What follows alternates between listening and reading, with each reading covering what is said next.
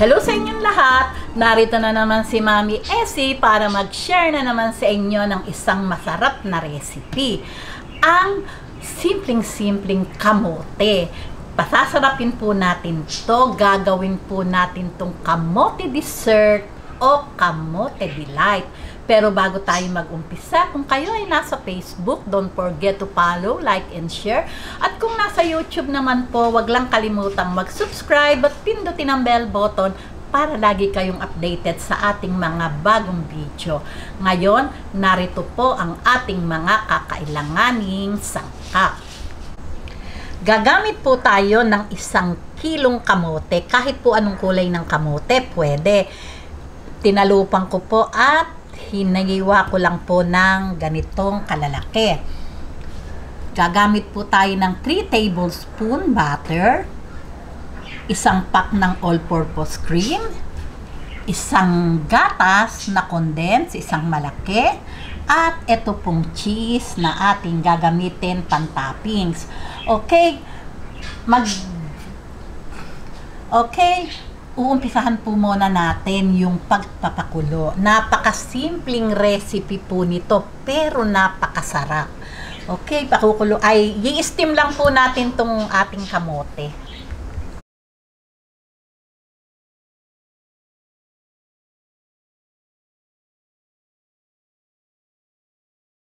Okay, atin na pong i-steam tong ating kamote. Okay, steam lang po natin to hanggang sa lumambot. Babalik po ako pag malambot na siya. Ayan, tingnan po natin kung malambot na. Ayan, pagka po ganitong malambot na, papatayin na po natin yung apoy at uumpisahan na po natin yung pagdudurog o pagmamas ng kamote. Patayin ko na po ang apoy.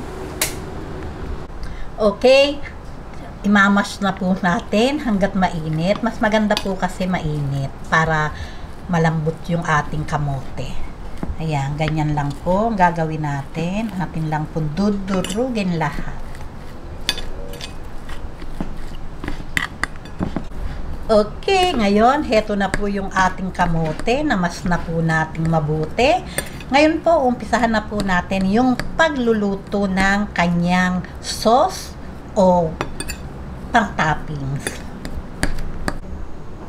Okay, ngayon po, umpisahan na po natin yung pagluluto ng sauce. Lagay po muna natin tong butter.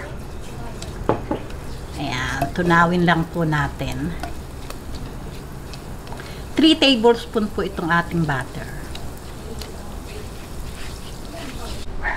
Lagay po natin tong ating all-purpose cream.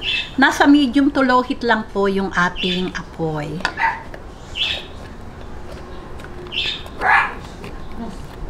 Ayan. Okay, itong ating condense. Ayan.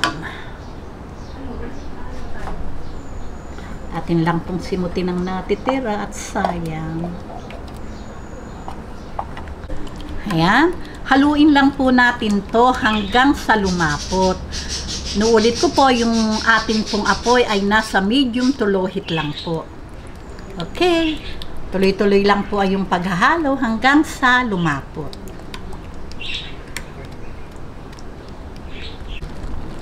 Ayan. Pagka po ganitong malapot na, ayan, para na po siya yung condense na malapot, papatayin ko na po yung apoy at okay na po ito.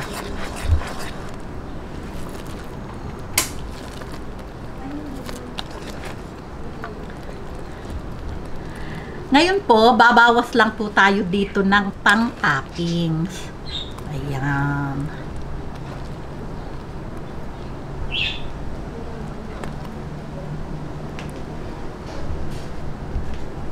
Ayan, okay.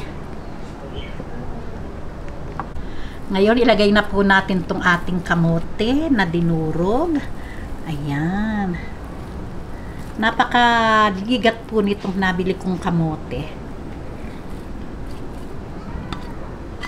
Ayan, ngayon po, binuksan ko na po yung ating apoy. Ngayon po, atin po itong hahaluin hanggang sa ma-reduce po yung ating sauce at humalo na dito sa ating masarap na kamote. Ayan, halo lang po tayo ng halo hanggang sa medyo siya kumunat. Ayan.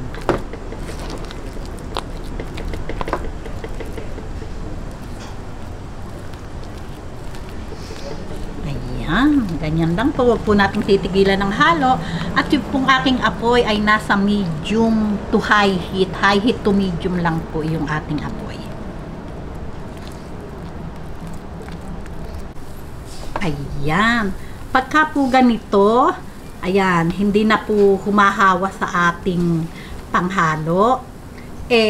Okay na po ito. Talaga pong napakabango. Amoy na amoy ang butter. Yung ating mga nilagay na ingredient. Okay, patayin ko na po ang apoy at lalagay na po natin to sa ating molder. Okay, ngayon po, iplat lang po natin sa ating mga lalagyan. Ayan, ganyan lang po.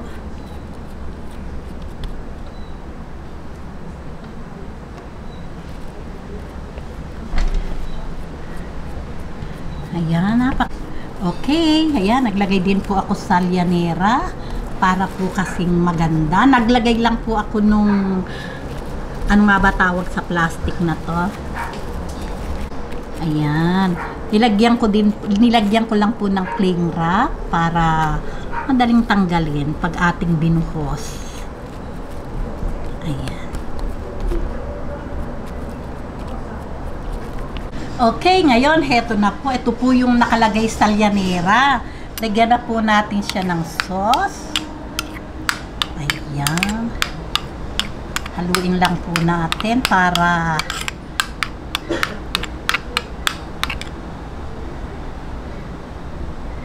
ayan. Pa-spread lang po natin sa ibabaw. At talaga naman pong yummy, yummy.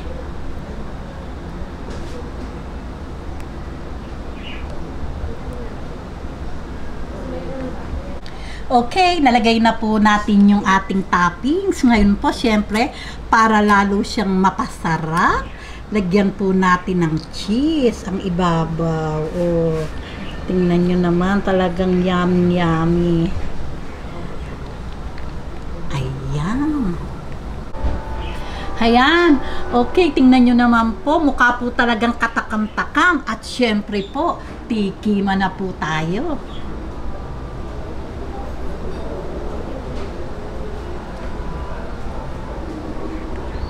Okay, ngayon po tikiman na po tayo. Meron po akong guest na titikim. Hindi po ako pwedeng magsinungaling na hindi ito masarap kasi po baka makasuhan ako. Ngayon po, narito na po si Attorney IJ Saragosa. Okay, hello.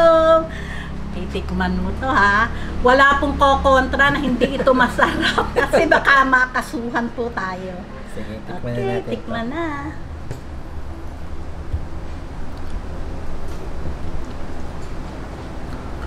Ay, ang sarap. Ano Kakain ba? Talaga? Kamote pa talaga to? Oo, kamote yan na pinasarap talaga. Ang sarap. Diba? Pwedeng Hindi masyadong dessert. matamis. Hindi nakakaumay. Okay. Pero, may pagka-yema-yema yung feel. Okay. Sarap, Ano? sarap. Galing, galing. Diba? Magaling. Hindi po ito nagsisinungaling. Kasi po makakasuhan tayo. Pag ginaya nyo at hindi masarap, hanapin nyo po ito. Okay. Paano po? Kung nagustuhan nyo ang video na to, huwag lang kalimutang mag-likes and don't forget to share and subscribe. Baboos!